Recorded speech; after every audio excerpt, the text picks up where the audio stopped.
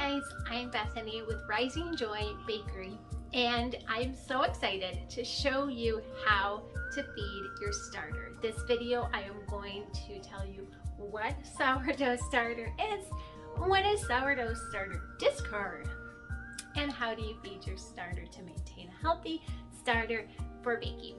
So here we go. To begin, sourdough starter is a live fermented culture that starts with flour and water. Over a period of time, the culture ferments and cultivates from natural yeasts and bacteria that are in the environment that it's raised in. If you begin with my dehydrated sourdough starter and are at the point where you are ready for baking, this is going to be your regular feeding.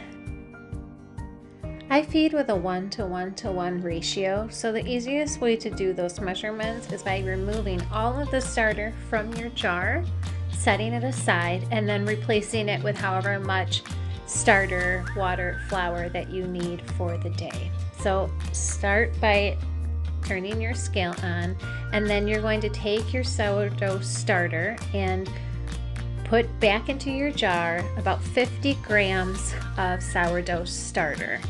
This is for a regular feeding, just to keep it alive, or if you're just baking one loaf of bread. All of the rest of the starter that you're not using is called sourdough discard. You are going to save that because you can use it for so many recipes like waffles and pancakes and cookies and more. But this is just removed to help keep the ratio correct and not to have an oversupply when you're feeding your starter. So always make sure you cancel your scale before entering the next ingredient. And next up is water. So you're gonna pour in 50 grams of water. Room temperature is best. You don't want cold water. Room temperature will help activate the growth much better. So give it a little stir, and then cancel out your scale, and you're going to add in 50 grams of your flour.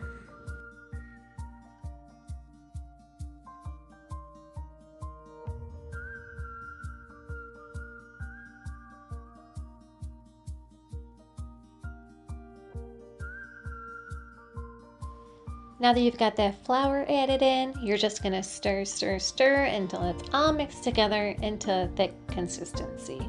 Now you've got your starter, you'll know that you're ready for baking in a few hours or when you can tell that it's doubled in size. So I like to use a dry erase marker and make a little line on the side of my jar where it is, and then I can look back in a few hours and see if it's doubled over that line. Then I'm ready to get a loaf ready for baking.